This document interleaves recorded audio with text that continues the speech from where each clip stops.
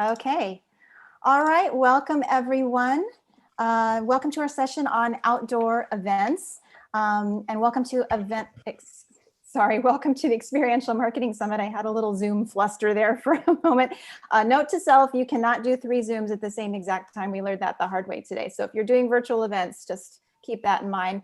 I'm Jessica Heasley with Event Marketer, and we're so excited to spend the next 30 minutes or so talking about what is arguably one of the most important event tactics in your event arsenal this year. Outdoor events have always been a great and an important part of many event strategies, but today it may be one of your only event strategies, which means it's more imperative than ever to understand the nuances of crafting compelling outdoor experiences that also check all of those boxes when it comes to social distancing. We have 3 experts here with us today who are going to show you the ropes and talk about it more. We have Jen Fish, Executive Creative Director at B Corps. Hello, Jen. Welcome. Hi, thanks for having me. You bet. We have Marcus Gilmore, Associate Experiential Producer at Momentum Worldwide. Hello, Marcus. Welcome. Hey, how's it going? Thank you. Good. You bet. And moderating the conversation today is my friend Jeff Fortman. He's the Vice President of Business Development and Marketing at Highmark Outdoor. Hey, Jeff. Hey, how are you? I'm good. Okay, so Jeff, I'm going to let you take it away in just a minute. We are going to take questions and definitely try and get to those at the end of the session. So if you're watching here in the Swap Card platform, just drop your questions right into the question tab or the chat. I'll be checking those throughout. And then we'll do our very best to get to them at the end of the session. So Jeff, I will let you take it away. Thank you so much, Jess. So to everyone out there, just so you know, like I've completely embraced the EMS virtual summit. I've gone to the workouts in the morning. I've gone to content. I've networked. I've even did trivia late at night and drank beers and met new friends. So like I'm all in on it. And I hope everyone else is having a good time so far. So before we begin and really dive in, I wanted to just let everyone introduce themselves. I'll start. Again, Jess already did that for us, but my background is, if you don't know, about 1.5 years ago, I was on the Event Marketer team. I was the Associate Publisher and Business Director for Event Marketer and the Experiential Marketing Summit for 14 years or so, and joined the Highmark team 1.5 years ago, and it's been quite a run since then and a lot of fun. Obviously, Q1 was a blast this year, and then we all hit the brakes. So that's where I am right now. I'm based out in Connecticut. And Jen, why don't you just give us a quick, where are you and background on what's going on? Yeah, sure. I'm in LA. I've been lucky enough to be the head of creative at B Corps for the last 9 years. So I get to work on all the awesome clients that come through our doors. And then outside of work, I love cooking. That's my other creative outlet when I'm not coming up with ideas. I've actually written 4 cookbooks over the last couple of years, and I have a food blog. So when I'm not, in all my spare time, that's what I do. See, Marcus, she didn't even tell us she had 4 cookbooks before this. I did not know. I feel like she was holding that one in her back pocket. I'm full of surprises. Marcus. So, yeah, man, first off, thank you for having me on this panel. And Jen, it's a pleasure to meet you. And it's been swell working with you as well. I'm originally from Dallas, Texas, and I am based in Brooklyn now, working at Momentum as an associate experiential producer. I've been at Momentum for 2.5 years. I originally came to New York through a fellowship program, the Verizon Ad Fellows program, that was focused on minorities getting into advertising. And so I took that opportunity and took a leap and went over to Momentum. So it's been a blast since then. I mainly focus on our sports and tech brand partnership experiences. And in spare time, I'm playing basketball. I have a website that I run called The Culture Supplier, but also putting together puzzles, going on runs, hikes, as much outdoors things as I can before the winter hits. That's awesome. Very cool. Okay, so we're going to dive in, but before we do, one of the things I took away from Zach YouTube, and it's a quote known well from Gretzky, but it's the, go to where the puck is going, not to where it is, right? And that's, I think that'll be a big theme about what we're talking about. But before we do, if we were live right now at the Experiential Marketing Summit, this is where we would be, the middle of the exhibit hall for this session. This is the Highmark Hub. We're big supporters of Event Marketer. We love everything about it, and the event is a home run. And this is what we would have created in Chicago at the McCormick Center. This is one of our our multi-level event max structures that can be used indoor and outdoor. So, and that's a little bit of behind the scenes of Highmark. But what I wanted to do was say, like, okay, where were we, Jen, Marcus, myself, right before COVID hit? What was the last project? And again, I'll start. This was Pebble Beach, and this was a project we were at in late February with AT&T. Our friends at Wasserman and Pinnacle were big partners in this project, and this is a Highmark project. This thing was unbelievable. It was heading after Pebble Beach. It was going to make its way down to the Byron Nelson in Texas, McKinley, Texas, I believe, and another PGA event. So this was late February. We also were at Con Expo for the construction show for Trade Show World. We had a ton of projects there. But give us, Jen, I'm going to pull up sharing screen. Sometimes I'm nervous, like my Amazon card is going to pop up or my kids' Little League thing is. But here's another picture. And then Jen, this is where I think this is where you were last. Not that one. Yep, that one. Yeah, so we've been entertaining Laker fans at LA Live with game day experiences. Never could have imagined the bubble at that time, but ultimately the goal for the Lakers is realized with the championship. So that's awesome. We're super happy for them. And then we just finished a final test build on a big activation structure for White Claw that was going to debut at the Kentucky Derby, and got to test build, and then everything shut down. So hopefully that one gets to see the light of day at some point in the near future. But yeah, I think this is the last place we gathered thousands and thousands of people together. And it's actually pretty crazy to see like the whole crowds with everybody all there. Such a different time. I know. Hopefully one day we can dust off that White Claw build. And Marcus. I hope so. Yeah, so for us and for myself, I was in Miami prior to the COVID shutdown, working on the Verizon 5G Dome held at Super Bowl. For 5 days at Bayfront Park in Miami, we delivered 5G experiences to fans and to showcase how the Verizon 5G ultra-wide band would change the experiences, especially for football. This was one of my favorite projects. I was able to, late nights on site, early mornings, creating just some memorable moments for Momentum specifically, and even just my team, the experiential team. Awesome. All right, I'm gonna stop the share right there, and we should all be back on here live. And so, let's talk about, one of the things I want to get into really is like, not when are we going to get back, right? Like, because no one knows that. There's no crystal ball. And I really want to focus on, when we do get back, how are we going to be back? And what are the things? But as we get to that, what was it like at the office? What was it like within your teams going through that transition experience, and the clients? What were they saying, and how are you helping them?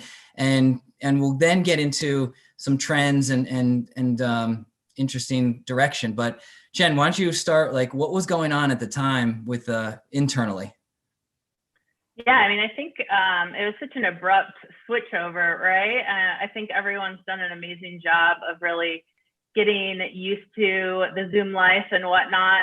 I think a big piece for everybody, including myself, is just getting a routine down. Like, I think a lot of times it started to feel like we were sleeping at work versus like working from home. Like, it just was like one, continuous day. So, and they all look the same. So, but, one thing I think in the agency world is a lot of people really didn't think that remote working worked well for collaborative environments. And I think this time period, when everybody has no other option, has proved that it actually can work really well. And, one of the things that I've really liked is with client relationships. From that perspective, I feel like there's just a much more human aspect to being able to like kind of talk to a client when they're in their own home, when their kid might pop on, you know, the team screen or whatever it might be, and just being able to have like more of that personal relationship versus, you know, like the cold conference room kind of scenario. So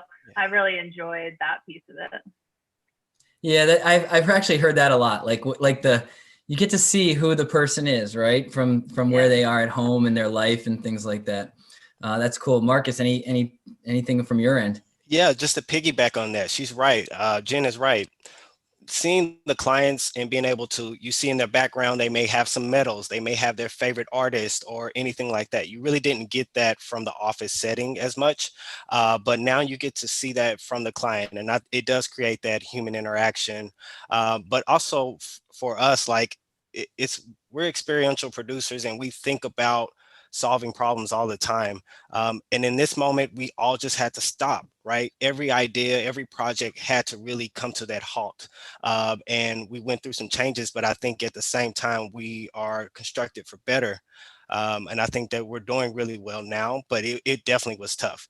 And like Jen said, getting that routine together, man, it was so hard to wake up and see my desk and know, hey, I really need to put on a button-down shirt and just change, you know, and getting to that rhythm, right? And still make my coffee, still have breakfast, like do all of those things, because that's important to be successful from working from home. Yeah, for sure. It's getting dressed is important. It is. I mean, I still wear sweats, but yeah. Professional nicer up top. daytime sweats. Yeah, professional up top, and, you know, very relaxed at the shoes. That's like, you know, I don't know if during the Burger King CMO keynote today, the Couch Patriot, he had a commercial where you like everyone has to stay on their couches. You got to do this for your country, you know, and everyone's like, I'm a couch patriot. I was a couch patriot for a couple of weeks there. You know, I think I rewatched the entire season of The Sopranos just for fun. Like that was my thing. That was one of the shows I watched during this as well. Yeah, lots of Netflix. It's the classic. So, okay, so we got through it. Now let's talk about trends and what we're seeing when we get through this, and what we're doing with clients now. If they're not doing something live, what are we doing with them now, and where are we going to take them? And whether it's a technology conversation, you know, but outdoor, obviously the theme of this session is, are we moving outdoors first? Like these kind of things. Like talk to me a little bit about that. I don't know, whoever wants to jump in first. Yeah, like I said, I mean, we're a group mainly of the people that I feel like are here today listening to this. We're problem solvers at heart and problem enthusiasts. So we're looking at what the situation is, and we're going to adapt. And so you're seeing the things like the virtual concerts, the drive-in movies. I was just finished working on a project with Walmart. So we did a Walmart drive-in, and we toured all the way until this month now with this project. And people are adapting, the consumers are adapting, the clients have adapted and changed their perspective on what results are. And bringing those people together is at the core, and experiencing their brands. Yeah. Yeah, I agree. I mean, I think I'm designing an outdoor experience right now that'll go live through the holidays, and it's like a walkthrough experience, and we're just focusing on, you know, touchless technology with, you know, compelling physical environments that people don't necessarily need to crowd around or anything like that, but still being able to like give people experiences, let them self-steer themselves through the experience so they can kind of choose how they want to interact or how much they want to interact. And then another piece that I feel like is a big piece right now is just like trying to find ways to inspire people, like bring positivity. Like there's a whole wellness piece to being able to have, you know, experiences in person, and still being able to kind of like, what I keep calling it is like radical positivity, like trying to create like happy spaces, like bring, you know, people joy during these times. Like everybody needs it. Like who knows, you know, what the end of this year is going to look like even. And so that's kind of the type of thing that we're focusing on right now. And I feel like that's going to continue throughout, next year for sure. Is there regions in the country that are like the warmer weather, warmer climates? Are they focused? Are brands talking about like, okay, we still can do stuff outdoors in Florida or in Texas or in California. We'll stay away from the cold climates. Is that at all even a topic? I don't know if it's a topic, but it is something that we take into consideration, just like based on what each state regulation is at the moment. Yeah. And so I think that we're tailoring our ideas there. But I love what Jen just said about radical positivity. That's so big. And you see it from the NBA players, you see it from the athletes specifically, all of them. They want positivity. They're sharing that. And so consumers and brands, they want the same thing too. So we have to show that through our outdoor experiences. So we changed, I can't, the pivot word, right? We're going to say it. At Highmark, look, we kept the machines going, right? And so we started creating PPE, and we still do. We have plastic barriers for schools was very successful. Businesses are now starting to come around again for round 2.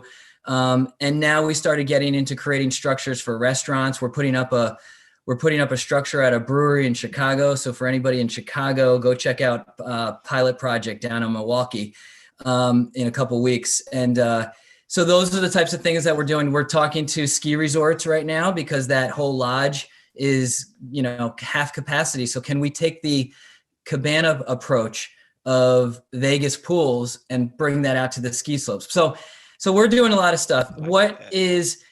Marcus, I think you talked a lot about digital content, right? And like, what other things are you guys doing now? And then let's just dive into maybe health and safety as well. Yeah, so we are doing a lot of digital virtual events. We just put out a virtual concert with Alicia Keys. So like I said, I think that those moments are still going to happen. And if anything, they're going to increase as we create experiences, and we're in the creative room with our design team. And I feel like that relationship has grown even more. We've become better friends in creation because we know we need each other through design and how we build things.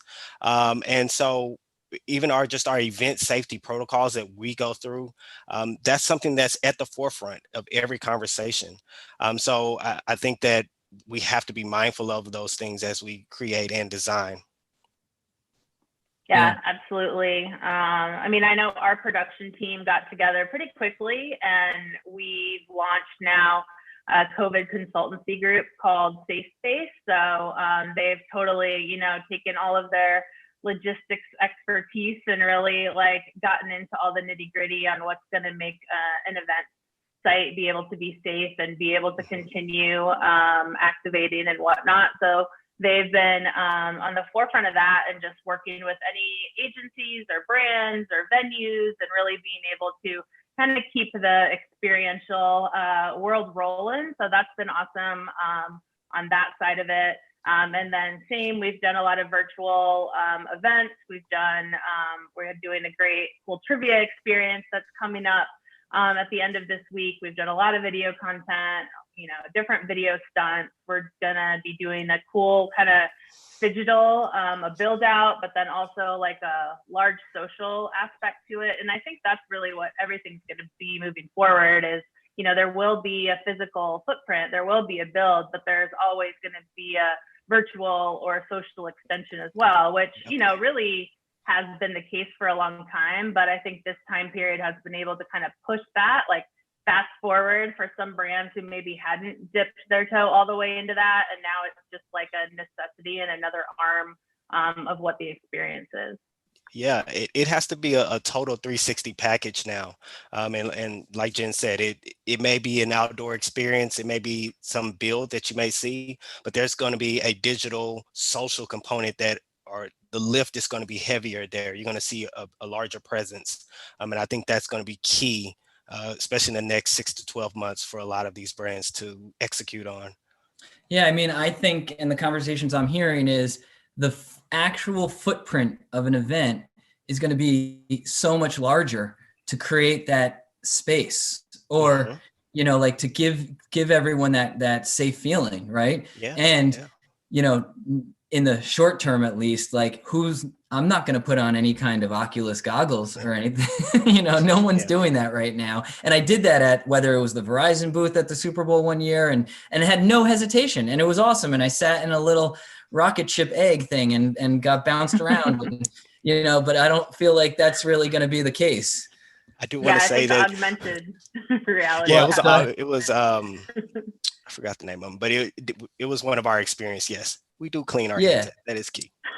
You did. I give you that. Yeah. For health and safety, even our module boxes that we drop, we created fever detection boxes, PPE mask handouts, hand washing stations, and we're putting them in all different places that we never, like outside of a retail shopping market, you know, Right. and inside a mall, right? So just so that property can feel like they're doing everything they can to give their customers a safe environment. But Mhm. it's not going anywhere for sure. It's health No. and safety is going to be key, and a factor of, like, you know, Yeah. I'm one that will go for it and go to a live event, but I think it's going to take a while for a lot of people to get there. Yeah, and I mean, there's no one size fit all approach to dealing with the health and safety. So each event is going to be different. Each space is different. You mentioned the mall. I think even just those outdoor malls are going to be Yeah, more prevalent. People can go in and out, so brands can take advantage of those kind of moments. I think that it's going to be different, and for it's sure. already showing that. And I think it's a fun, I think a lot of technology will come out of this too. I've Oh been yeah. seeing some new stuff on like self-cleaning display materials and different things like that, where if you do have a larger space, if you do have bookable time slots, different things like that, where you can really spread people out and be able to make sure that everything's kind of cleaned in between. And, is it that we're using antimicrobial, materials or whatever it might be. Right. It's just a lot of new things that we can look into and be more conscious of, that I think, even when COVID hopefully is gone at some point, it's still going to be something that people look for. I think the one of the takeaways from all of this has been the networking that's been going on between designers, creatives. Past competitors are now current allies, right, and friends. For the designer, creative director, agency, or brand that does it in-house, or anyone, like from the advice standpoint, as we go into the next phase here, and whether you're in between something, you're furloughed, or you're chugging along right now with your current work, is there any advice that you guys have thought about to share with everyone for a takeaway? I mean, I think, the biggest thing is, that creativity really just thrives on problem solving. So I think, if you can keep coming with, interesting solutions and be able to reach out to people and be able to, everybody's more available than ever, I feel like, has a little more time potentially, or just an openness and willingness to talk. So I feel like a lot of people, you're right, have been connecting a lot more. I've noticed that. And ultimately, people still have a passion for experiences and getting out there, and that passion is going to grow even more in the near future whenever this gets under control. And so I think we're all going to be in a great spot for that. And it's, anything that's difficult just makes you get more creative and makes you push yourself to kind of integrate new ways of thinking, think about solutions. Not everything is as straightforward. Build potentially now. There's a lot of different ways to think about something, which I think makes everybody better at what they do. Yeah, I totally agree with that. I would love to see vendors who are in the space, take their capabilities deck and see how they can revamp it to acknowledge the things that we've mentioned today, from space to safety to tech. If you're a build, how do you create these sanitizer? How do you make the hand sanitizing station a little bit more friendly? What are things you can add to the things that already exist so you can be more appealing to brands? How do you be more customizable, right? Like, so all brands want to put their logo in a lot of places. So how do you make that more readily available? I think that's all key for us. And then to young creatives, like, don't be afraid, be abstract, but be functional at the same time. How do, take those white paper ideas, take those moments where you're watching Twitch and you're like, that's going to be a really good idea, and draw it out and really dig through how you can make that happen. There's nothing but space and opportunity right now. So you should feel it. Yeah, for sure. I mean, I miss the one thing I do miss about the live experiences and conferences like this is that, that getting together and a napkin sketch, right? Yeah. And like this, having Marcus come to me and say, hey, Jeff, like, this is what we want to do. Can you guys even do that? And then be like, I don't know, let's dive in. And then you sort of have those conversations. And oh, by the way, walking through the foyer or at the bar, maybe someone that we know that does that, right? And you got, you have to talk to him. That's the hard part. That's what's missing, with the B2B side of trade shows and events in these experiences. But very cool. And then, is there anything that, creatively you guys, like, don't be embarrassed, but like a website or a book or somewhere you go get inspiration? Is there anywhere you dive into that is just like, I like, for me in the marketing world, and there's a newsletter called the Hustle. I love it. It's a great newsletter. There's things like that. So is there anything that comes to mind? And then we may jump into questions, but I was just wondering last as we wrap up. I'm a big YouTube guy, so I watch a lot of YouTube. I spend every Thursday, I call it Twitch Thursdays, where I just get on Twitch and I just bounce around a lot. I'm looking at live games, streaming, anything that's appealing there. And it's just for me to keep my mind going. And then, of course, like YouTube content. Also, like, our agency sends out a lot of industry stuff. So we have like a thing called Techno Tuesday, which our tech team sends out, and I use that as something that I keep my eyes on. Cool. I'm a huge Pinterest person, always have been, always will be. I have lots of boards, but then I also probably have like 200 secret boards, like one for every project. So I'm always roaming on there endlessly. And then one of my favorite things is looking at street art. So I work in downtown LA when we go to work, so that would be really easy to, drive by tons of new stuff every day. Now I have to kind of seek it out, stalk them all on Instagram and things like that, and then like make a point of driving around these days. But one of my favorite things I've done during COVID is actually put trend reports together for our clients and be able to pitch those to them. We've done lots of proactive pitching and things like that, but sometimes it's just really like being able to share perspective of where trends are at, where different things are going. And so I've loved getting to do that, which I don't always have the time for necessarily. So that's been a really fun piece for me.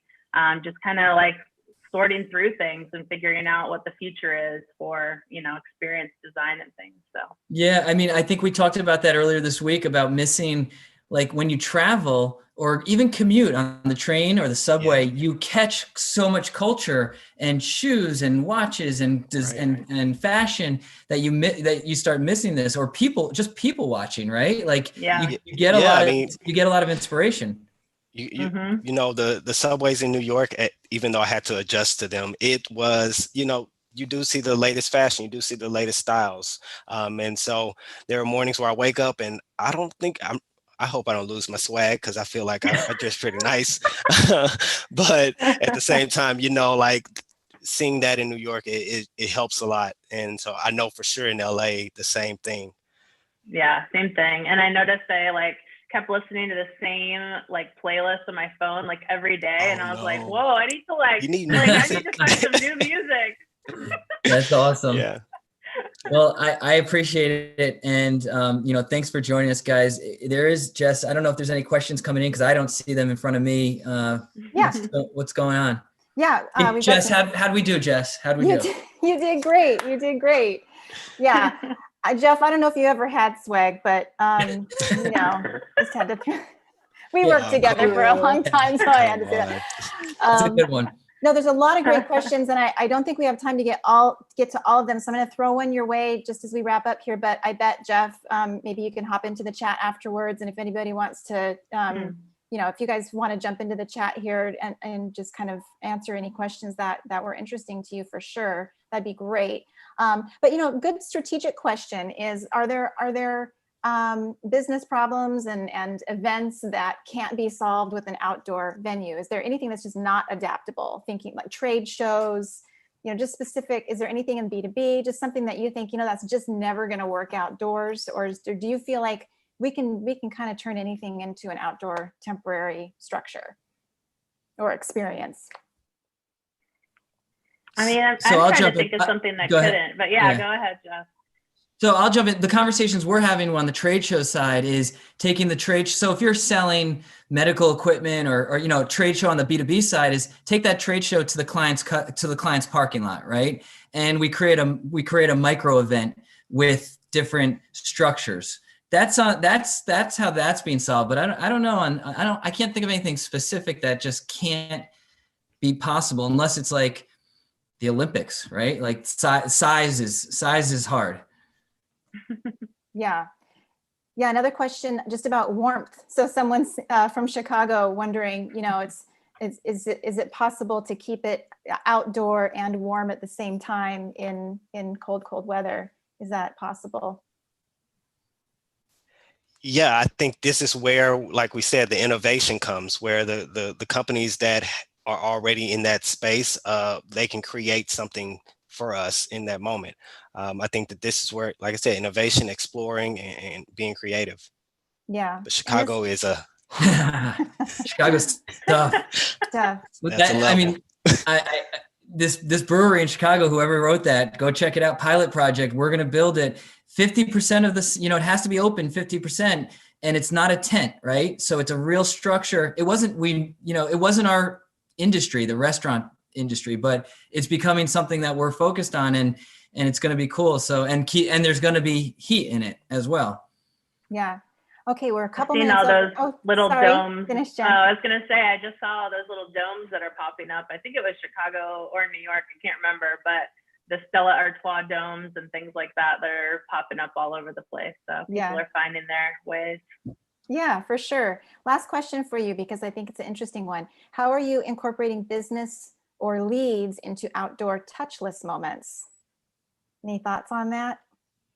Yeah, I think, like QR codes and things like that, people are used to using their own devices at this point. They're comfortable with augmented reality. They're comfortable with codes. I think having that connect to a microsite with a separate virtual experience or whatever it might be is a really easy and seamless way to gather, whether it's consumer data or B2B data or whatever it might be. I think it's just another opportunity to extend the experience. Yeah, great. Okay. Well, Marcus, Jen, and Jeff, thank you so much. We appreciate your time, expertise, insights, talents. Thank you. Thanks for having us. Thanks for having us. Hey, if anyone has questions about Highmark, we have a booth through the virtual booth here where I'm networking all the time, so come find me if you have any questions. Marcus, Jen, thank you so much. Appreciate all the time. I'll talk to you guys soon enough. All right. Thank you.